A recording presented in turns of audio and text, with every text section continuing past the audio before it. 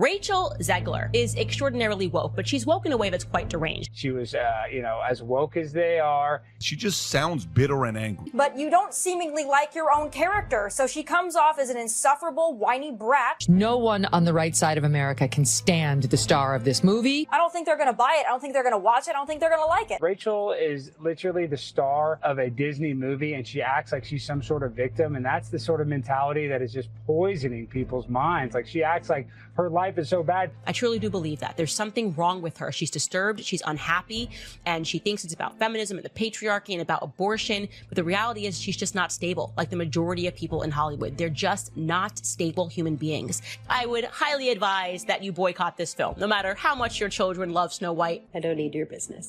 Thanks. You know the saying, go woke, get broke, and Disney's going to lose money on this movie. And I believe it only made less than $1 million in China. If Disney wants to make more woke films that tank at the box office, they are more than welcome to do that, but maybe think of an original idea. Free will is an illusion, because everything, even behaviour, every thought, every emotion, derives from what went before. I agree, determinism, if that is true, no one is accountable for their actions.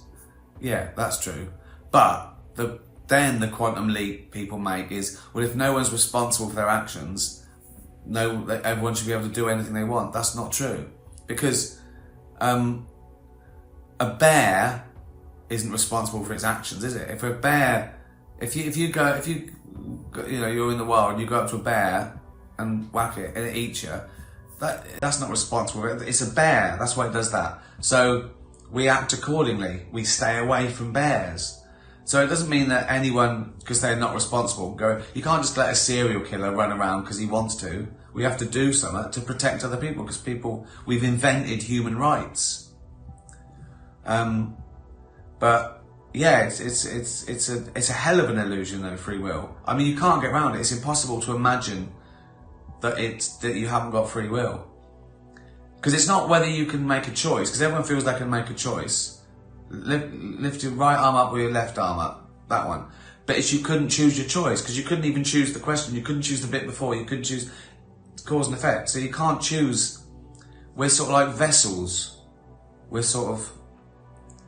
But that doesn't mean that morality doesn't exist, because that's the thing we've created and we like, because we feel that we want to live. I mean, even creativity. You can't sit down and go, right, I'm gonna write a joke about. You can't choose your thoughts. But what you can do is go, right, I'm not gonna answer the fucking door. I'm gonna put headphones in. I'm gonna go for a run. I'm gonna make myself an available vessel for an idea. And accusing Disney of inserting unnecessary feminism into classic fairy tales. I just mean that it's no longer 1937, and we absolutely wrote a Snow White that is not going to be saved by the prince. She's not going to be saved by the prince, and she's not going to be dreaming about true love. No, the original cartoon came out in 1937, and very evidently so. There's a big focus on her love story. With a guy who literally stalks her. Yeah. Weird. Super weird. So we didn't do that this time. These big bad feminists now are telling us that's ridiculous. How dare you want to meet a handsome prince and be swept off of your feet and live happily ever after? No, you should want to be the prince. You should want to go out and fight the bad guys with a sword. It's just a really incredible story for, I think, young people everywhere to see themselves in. Snow White is running for president. I'm launching my campaign. They have been making this film for a very long time because it's just been so scandalized. And so they had to basically put it on ice after people were firstly outraged by Rachel Zegler speaking ill about the prior film, the film that she was remaking. So no prince or a different kind of prince? We have a different approach to what I'm sure a lot of people will assume is a love story just because, like, we cast a guy in the movie. Right. Andrew Burnap, great dude. Yeah. All of Andrew's scenes could get cut. Who knows? It's Hollywood, baby. Who the hell are you to say all of Andrew's scenes could get cut? Like, who are you? Oh my God. Are you Disney? I've read your book, and I have. It's a phenomenal book. You're losing generation of loyal viewers When you think about Snow White, what is the premise? What is the story? It's a love story. It's a love story. Interview clip that you read the quote from, but she's gone on to talk about this film numerous times, how she once thought Snow White was creepy. She doesn't like the prince. She thinks she should get paid more because she has to wear that dress. She should get paid for streaming. For every hour she has to wear the dress. I mean, talk about biting the hand that feeds you. I always think that about those sort of things. Like, I'll go back in time and witness that. But in real time, it might be, I always think there's scientific ones, I think I've talked about this before, like when Einstein came up with E equals MC squared. But he probably did that over months. I'm sort of like I'm an invisible ghost in his study, am I, when he's fucking there for days. He's going E equals, I'm going MC fucking squared, but he can't hear me. And he has a little wank break. I'm going, fucking hell. Fuck's sake. Oh, God. Einstein, he probably had to, you know what I mean? It's going, oh, I've been fucking thinking all day. Have a little bit of me time. Oh, God. Right. George Clooney definitely wouldn't talk about Einstein having a little wank between E equals MC squared.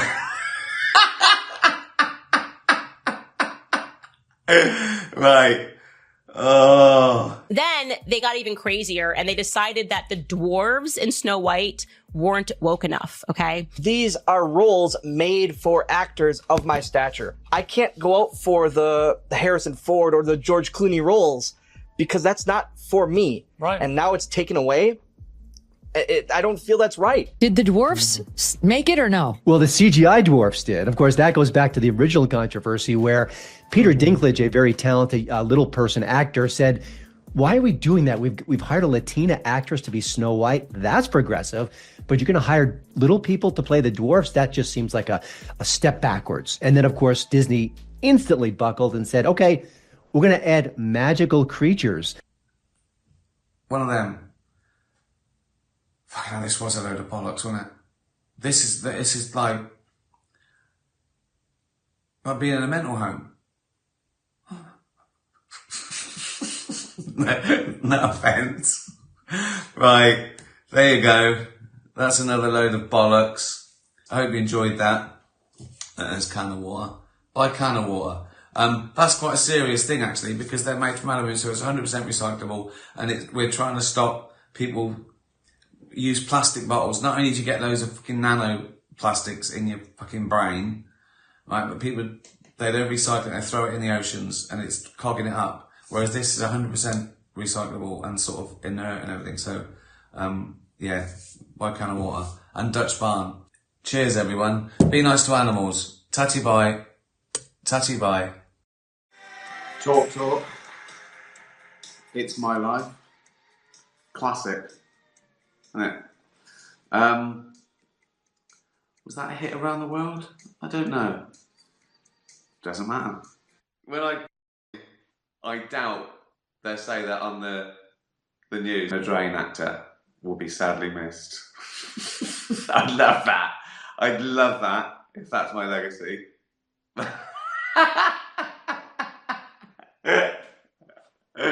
Oh dear, but it's fun, isn't it? Oliver says, do you feel proud when you see the actors you cast in one of their first major roles go on to a big career, e.g. Martin Freeman? Yes, it's always lovely. Although I should say that Martin Freeman, he wasn't, I didn't find him working in a laundrette, you know. I'd actually worked with him on it might have been his first sort of major comedy thing. I don't know. It was a long time ago, and I met him. I wrote, I co-wrote Bruiser, a sketch show with Mitchell and Webb, Richard O'Waddy and Matt Holness, Olivia Colman, and we wrote a little sketch thing. and I met him then, and thought he was great. Although they're all great, obviously. Yeah, that was my first little proper paid job by the BBC, and I remembered him and thought, yeah, he'd be good, and I was right. So yeah, and obviously Ashley Jensen in Extras in the Afterlife. Oh, that's Pickle meowing. Do you want to see Pickle? Hold on. Fucking shambles. This is absolute. Right. Well, come here then. Come here then.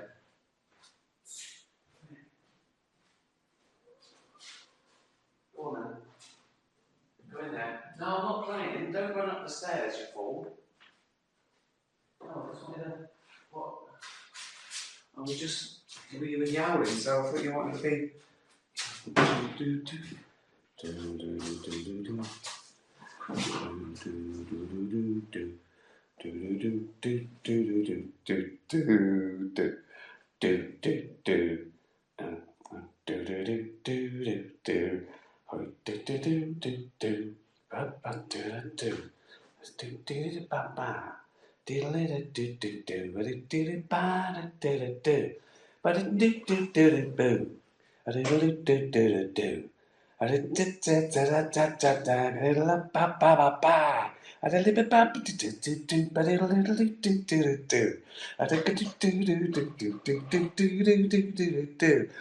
mean, you're watching this thinking, oh, look at that. But you're watching it. You're watching a grown man, right, dancing with a cat. Right, she wants to go. Go on then. There you go. Oh, that was...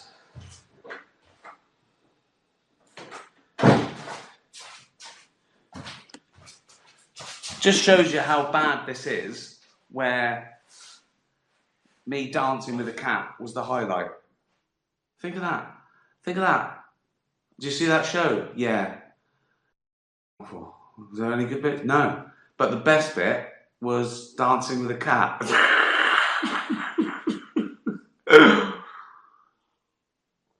Another question.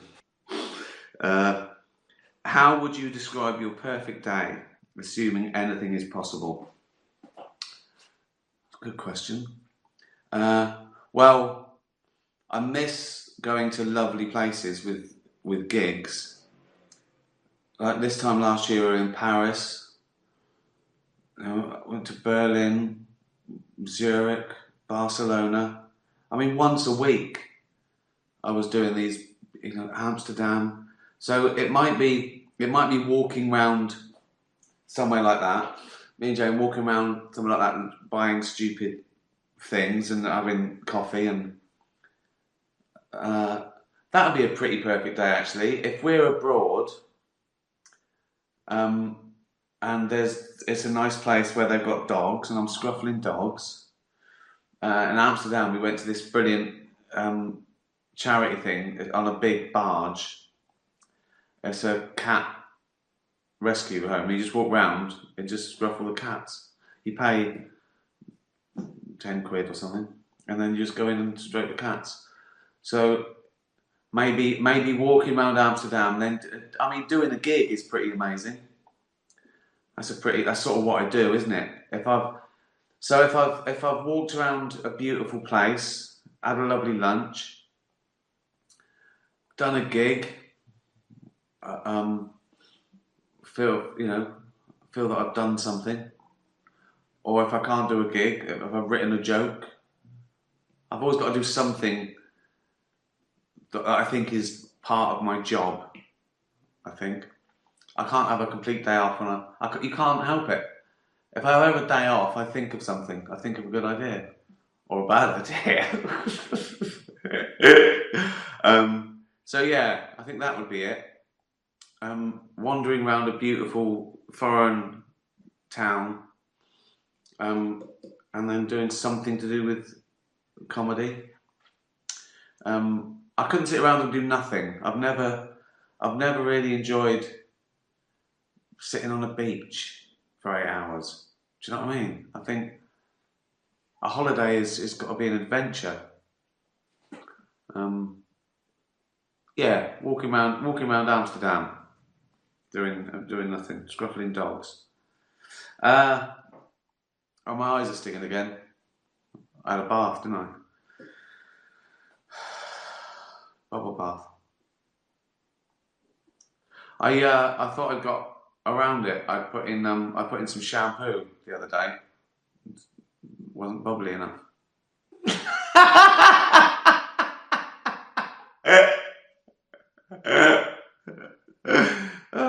The comic and actor Ricky Gervais today, all sad and scabby with itchy eyes, in his bubble bucket.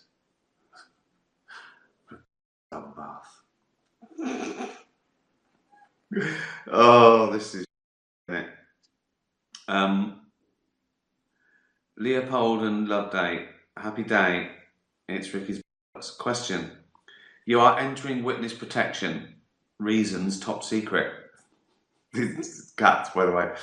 And the government has allowed you to pick your new name. What would you choose as your new name? But it doesn't matter, does it?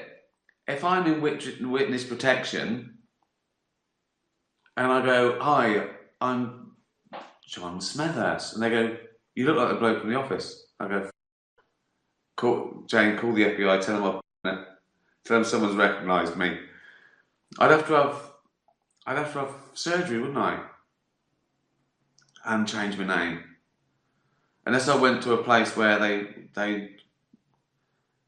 didn't have the office or afterlife. Netflix is in about 160 languages. The office was in about 90 countries. There's not a lot of places I can go, really. Maybe the Amazon basin or something. And then I don't really need a name. And I wouldn't be able to pronounce it, would I? If I were to try and just see a clicking sound. I'm ignorant. I don't know the language. I don't even know if that is the Amazon basin as its own. I had no idea. I was guessing. I was bluffing. Oh dear. I just wanted to say basin. Amazon basin. What would my name be? Cool. What have I always liked? What name have I always liked?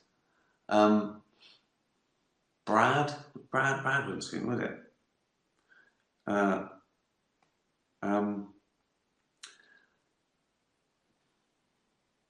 Tommy Chubbington.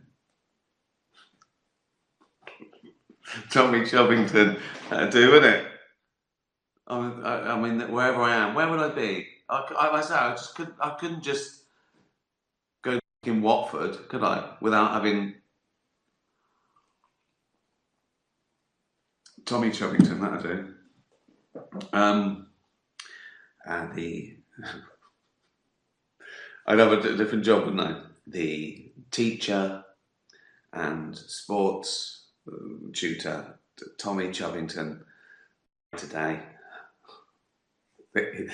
in a bucket of his own and bubble bath.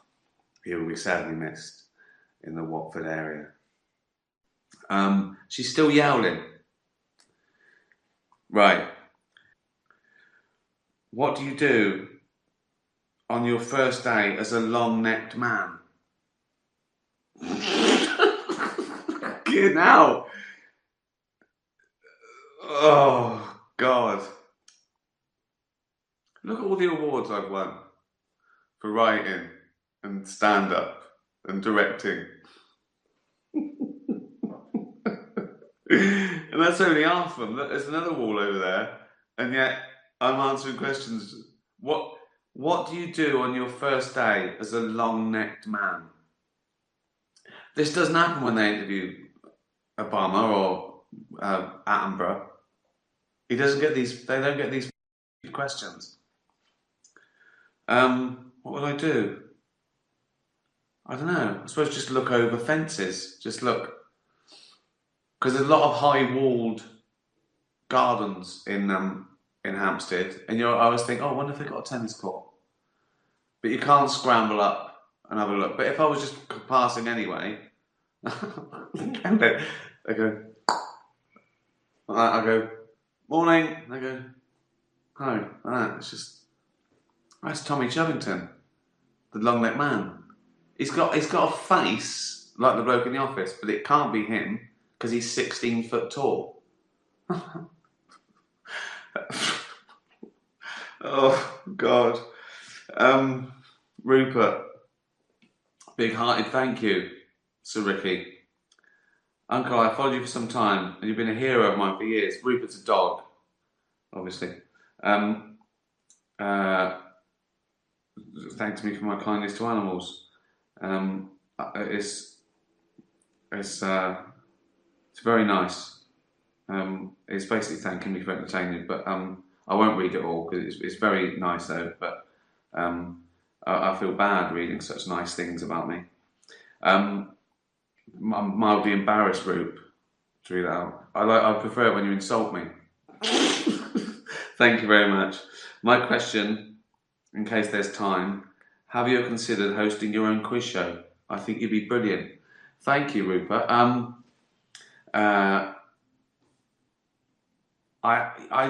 not officially, not on telly, but I did used to like it. You know, I used to do it, with mates and family. I think I used to do it. Oh, I did work where I used to work. I did a mastermind for the people who work there, and I researched the questions. That was fun. I do like it. It's something nice. I like doing quizzes though as well. It's nice to be the quiz master, but I prefer to be the naughty schoolboy arguing. There used to be a quiz I used to go to, and it's just terrible. I try and try and point out of the quiz master. Oh God!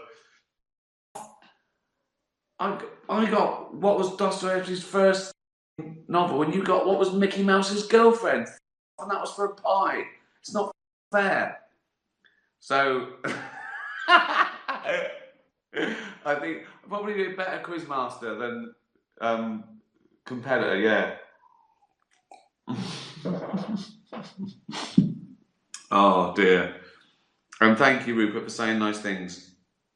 Kermit, right? This is Kermit. It's look at that.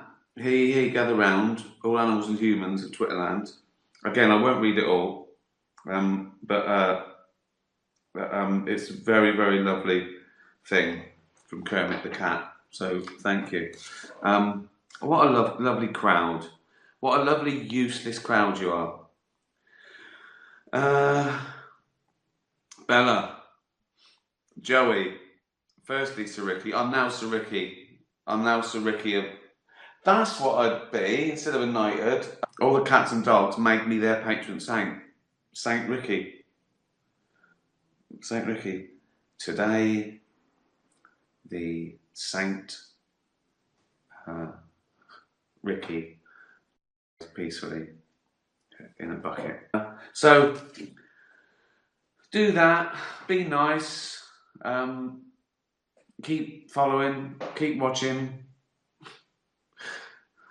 Before today, the comic actor and comedian Sir Ricky Gervais peacefully in a bucket of his own and bubble bath. You'll miss me when I'm gone, won't you? Be nice to animals. Stay safe. Be nice to animals. Tatty bye, everyone. Tatty bye. Lou Reed. Satellite of Love. I've loved that song for, I don't know, 45 years. What an amazing, innovative talent. That's the first song I used, I think. Oh no, it was the last song in Ep 1, Series 1 of afterlife. My fat red face. I've done a bath. It's a bit bright, isn't it? Is that better? No, still red. I've just got a red face. Can you put a filter on as you go along, like people do on Instagram, and make me look all lovely and tanned and no. Right. So this was going to be the last one, but I'm going to say it again. You will not get another person of my stature doing this. You won't get any other directors, and you won't get stand-ups of my. You won't get Seinfeld doing this shit. He's above it. You won't get directors doing it. Spielberg, Tom Hooper, to name. You would not get actor. You will not get George Clooney doing this. Nothing. No knighthood. People think I'm serious when I go no fucking knighthood. I liked what Robert Smith, The Cure, said about a knighthood. He went, I don't want a fucking an award from the Royal Family. He said, I'm better than you. How dare you give me an award? Oh, I've always liked The Cure. Anyway, how have you been? I saw a funny thing on Twitter today. I can't really use it in my stand-up, but it would really be a good jumping off point. So someone without irony was having a go at someone for this book. I read a book, right, that they said promotes fascism. I think it was a thing about free speech. So it's one of those things that, you know, if you're right wing, you're a fascist, right? So that's one thing, right? But what they said in this tweet was, remember, without irony, they said, this book promotes fascism. It should be burned. Is there anything more fascist now? I mean, it's just the word fascist now. It just means someone you don't like, really. Someone who wouldn't let you park there. And, you know, a while ago I would have retweeted it or argued, but now you look at their profile and you go, oh, it's just a series of slogans and acronyms and abbreviations. It's the equivalent of like a 15-year-old wearing a jean jacket with 1,000 badges telling you what they like and what they don't. What gets me in some profiles, right, is they have things like, in their profile, they have things like human rights. Yeah? Like, yeah, good. Well, like we're meant to go, what, you're for human rights? That is amazing. That's amazing that you're for human rights. Well done. Well done, mate. Anti-fascist. Really? You're anti-fascist? Well, fucking hell. Are you anti-murder as well? It's like we're meant to go, well, this guy, he's for human rights and he doesn't like murdering people. So, and I look at their little avatar and it's usually a cartoon unicorn with blue hair. And I think, well, if they're anti-fascist and they're human, then I'm going to stop murdering because I want to be just like... Oh, God. It's funny, isn't it? It's a funny old world. Let's do some questions. Lindsay. Oh, it's 1 year since we lost Ollie. Lovely Ollie. And that's how all this started. This is the club, really. This is the Ollie Club. All the people that tune in every week and ask me stupid questions. All the cats and dogs that ask me stupid questions. They're in the sort of Ollie family. So that's been lovely. So yeah, I've really enjoyed this. I look forward to this now, and I feel really good after a nice chat with lovely people. It's better than an interview, because after an interview I go, oh, that was a snidey question, or did I answer that right, or they're going to take that the wrong way, oh, that's the headline. Whereas this, I don't give a fuck, because you know. It's like talking to 200,000 mates. So thank you for all that, but it's not over yet. Lindsay, we all knew kids who were funny and had a funny parent and cousin on that side of the family that were funny too, but their sibling, other parent, and that side of the family were misery guts. Do you think, given that a funny gene could exist? Well, yeah. Well, maybe not specifically, but I think they have isolated a gene for something like that. I don't think specifically giving you a good sense of humour or comedy, but there is. I remember reading there is something about, funny can be passed on. I think mainly it's environmental. There is a nature versus nurture argument, and I think both, because I think it probably is environmental that you're coaxed into it. And I think there was an experiment where women and men were sort of wired up and watched comedy, and women were more triggered because women like funny men because it shows good genes for parenting, which I don't know how, but I suppose if you're funny, you've probably got a good outlook on life. I think it's also a sign of intelligence as well, and it's also a social power, isn't it? People are funny because it gives them an advantage in life. It's no coincidence that you don't need to be funny if you're 6'5" and brilliant at fighting, and you know what I mean. You don't have to be funny. So I think there is something to do with it. There must be some sort of social advantage for being funny. So it probably is some sort of selective process, sort of group selection. So I think it's a bit of both. So I think there probably is a funny gene, not literally, but there is something like that, and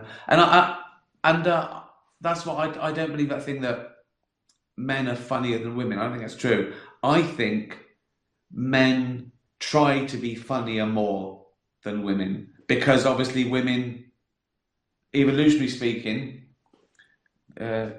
demand showing off. So it might be that. I don't know.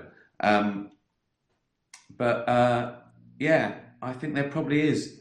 It's a bit of both, a bit of nature and nurture going on. I should ask Sam Harris that. He knows everything, which is annoying, isn't it? Leopold and Loveday. We will miss Ricky's bollocks terribly. Think of someone just tuning in. Just like a weird love letter from two cats.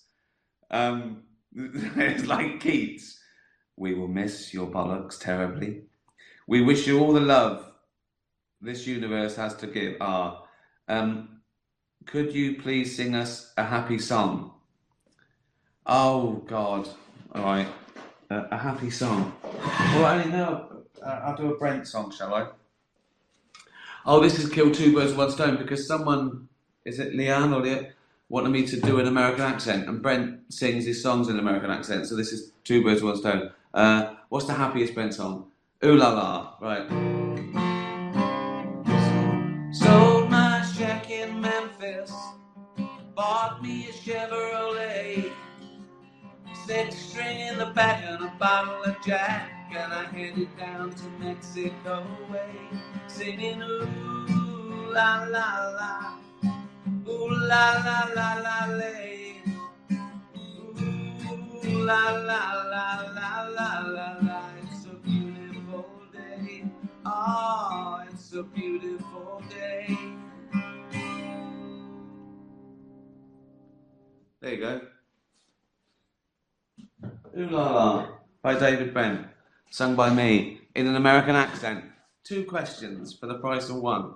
And there's probably a backlog, isn't there, of people that are waiting for loads of shows that didn't got. Oh, fucking hell. It's a nightmare. I'm not doing it anymore. It's too hard. It's too stressful. Just going to do this. Shit like this. And the odd stand-up going to a country I like. Just pottering around. A retired global megastar. I think I can do it. I think I could still be a global megastar and do as much, but in a lazy way. So, like Jerry Seinfeld, he doesn't do a new show every time. He rolls it over. He's got like a generic, you're seeing Jerry Seinfeld. He said he's like General Motors. He just fires the bottom 10% sort of every year. So, you know, it evolves. But I don't know whether that was an English thing because of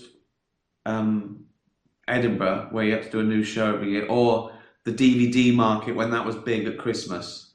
Now it's different. Now if I had like, I just did the greatest hit, like the Rolling Stones. That's what I do. I'd just be like the Rolling Stones. After Supernature, I'd do the best of and just, you know, do some new stuff every... Think how much new material I came up doing this shite. This is more shit comedy than anyone's ever produced, ever. And it was all free. I hope that answers your question, Danny. Harry the cat. Mum has a best room that I'm not allowed in. This is where I spend most of my time. If caught, I roll on my back, engage cute eyes, and voila. Do you have a Miss Pickle Free zone? Or has she got you up to around her paw? Well, she sort of goes where she wants, except we have to watch the front door because she's so curious. She wants to get in every cupboard, get on every. You can see her looking at stuff.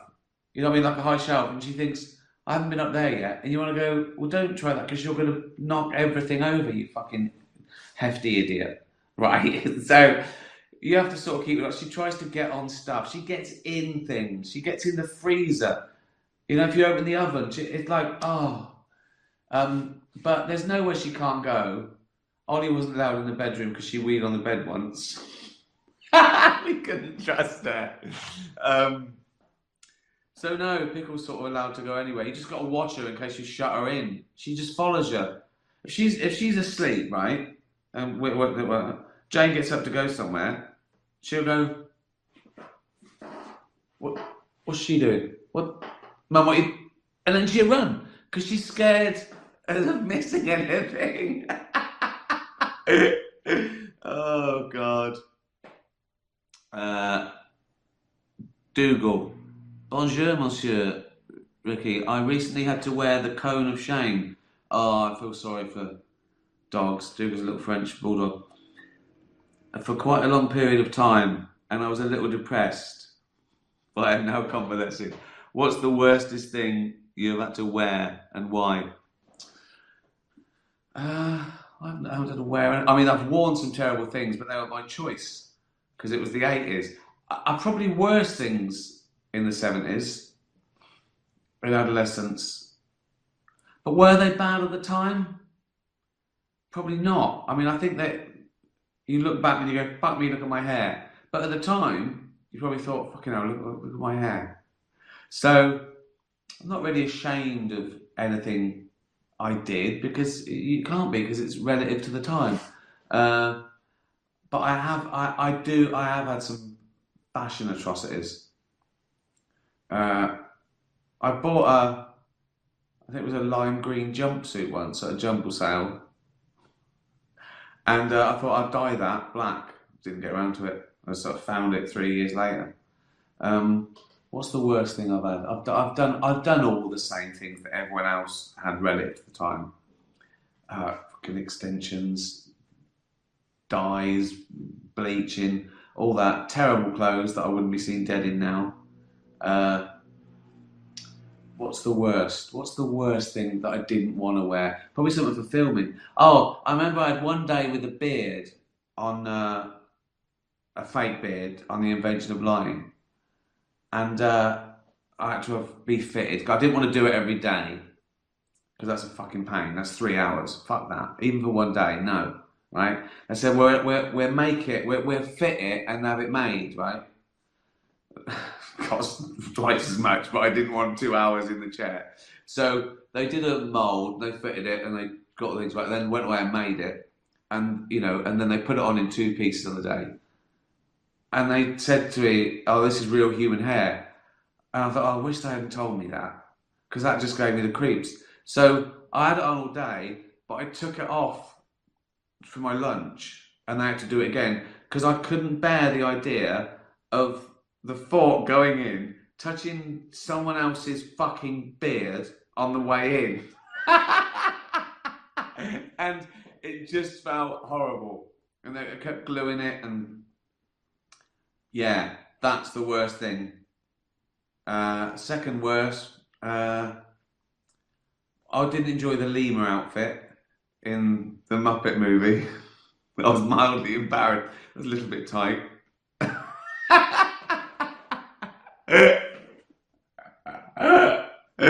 So, yeah. Fucking human hair, beard, not mine. Lemur outfit. Those are my 2 worst things. Bella, you awaken to discover overnight you have grown a full coat of hair. Here we go again. Look. Literally all over your body, face included, just like me. Bella's a dog. We could almost be twins. What do you do? Shave it all off every day, other than the bit on the top of your head, which you can slick back and no one would know any different. That's a fucking pain, isn't it? I've only grown this because I can't be bothered to shave every day. Most of my decisions in life are about laziness and comfort and time saved. That's why I've got 10 pairs of black pyjamas, 5 pairs of black sweatpants. I haven't been wearing underpants during the pandemic, no point. I've had this jumper on for about a month now because the dry cleaner was shut. Covered in cat hair and food, probably. If I was to soak this in hot water, I could make a nice soup. Quite nutritional. Shave it all off every day. No. Just embrace your new look. That beats shaving off every day for me. Even though people would go, fuck me, look, hairy dog boy. I go, yeah, but at least I didn't have to shave my whole body today. So, number 2 is winning at the moment. Start a new career with me as the hairy twins double act. See, it's already paid off. I'd embrace my new look. So I'm hairy all over. I feel hot, wouldn't I, in the summer? But then I'm laughing in the winter. I'd just go with it. I wouldn't give a... you know what I mean? I don't think it's that bad. I don't think it's that... I mean, my career would have been different, I would have thought. I'd be in a circus. I sort of am. I don't know, really. Satire. Yeah, just embrace it. Grow it. Would I molt? Do all dogs molt? I heard that, is this true? That the doodle, the labradoodle, whatever, the cockapoo, dogs were bred with poodles because poodles were sort of hypoallergenic. They didn't have the dander or they didn't molt. So people who were allergic to dogs weren't allergic to poodles. Is that true? So that was sort of the invention of the doodle. That you could have a, can that be true? Or is it just fashion? Is that a bullshit? Someone might know. Slow down. I've been talking too much. Joey, would you rather wake up as a 10-year-old from the neck up or the neck down? Fucking hell. So I wake up and I've either got a puny little 3-foot body and this old fat head. God, that would hurt my neck, wouldn't it?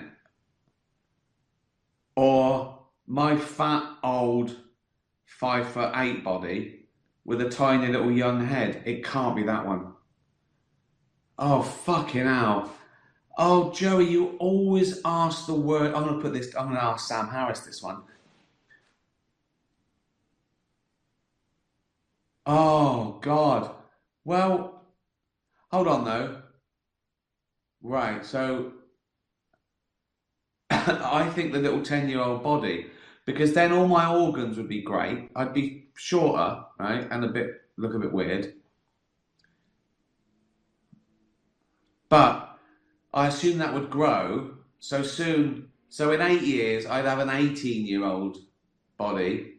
So you wouldn't really. So in height and everything, you wouldn't tell the difference. And I'd have a great liver. I'd be getting older, wrinkled, but I'd be wise. I think you can't have you can't have my fat old body and a little 10-year-old's head. I've got to go. For fuck's sake. Great question, Joey, you idiot. Titch, have you considered making Derek the movie? He could rescue some animals and start his own sanctuary. I haven't. I don't really consider bringing anything back. I don't think I'll ever bring back The Office or Extras or Derek. Never say never, but they're never as good. People think they want it, and even if it is as good, people go, oh, that's not the same, because their memory is 15 years ago when they first saw it, and so probably not. A movie would be funny. I think it'd be too sad for a movie, wouldn't it? It'd be too sad. And it could be sweet, like his very own little Ring of Bright Water, or Robinson Crusoe, but with Derek. He's you know. I like the idea. I don't think I will, but it's a nice idea. Maybe I'll bring Derek back for something one day. A little Zoom. Kiki, say you had a choice of being a pit bull, a beagle, or a schnauzer. Which would you be and why? Keep in mind your owner is a 50-year-old man who lives in a cabin in the woods, but has farm animals and 2 house cats. It's got to be the beagle. I don't know. Well, just because I know he'd love it, wouldn't he? They follow their nose. They'd be out in the woods. I mean, all dogs are great, but I think the beagle might appreciate that life more. Me as a beagle, I would. Final question. Andy, what would it take for you to host the Golden Globes again? Oh, not the same without you. Thank you. I don't know. Again, never say never. But I can't keep doing it. That is so stressful. It ruins Christmas because I have to worry about writing jokes. They're hard coming up with those jokes because it's not what I do usually. And they've got to work. You can't even practice them. So it's I don't think people know how hard it is to just do it. But then to really fucking go for it. Get those jokes past censors. Say things to people's faces. Actually say it in front of huge corporations, CEOs, the biggest producers, broadcasters in the world. It's fucking. I do it like I couldn't give a shit, but it's hard work. It's hard work to do it as well as you can, because this simple you don't just even if you come up with how good it is, a lot of people worry about it, so you've got to fight to make it good. even if you've come up with something that's good. Because everyone's scared of fucking complaints and everyone wants to please everyone. And that's why they're usually anodyne. So it's tough to get your own way to make it as good as you know you can make it. And I don't know why I bother. You'll miss me when I'm gone. You'll go, oh, we shouldn't have bothered him. We should have just let him do what he wants. He knows what he was doing. But we right, there you go. 3 more to go. Thanks very much, everyone. Look at my fat, shiny, red fucking... How can I be both plump and wrinkled? That's impossible. I've done the impossible. Tatty bye, everyone. Be nice to animals. Tatty bye.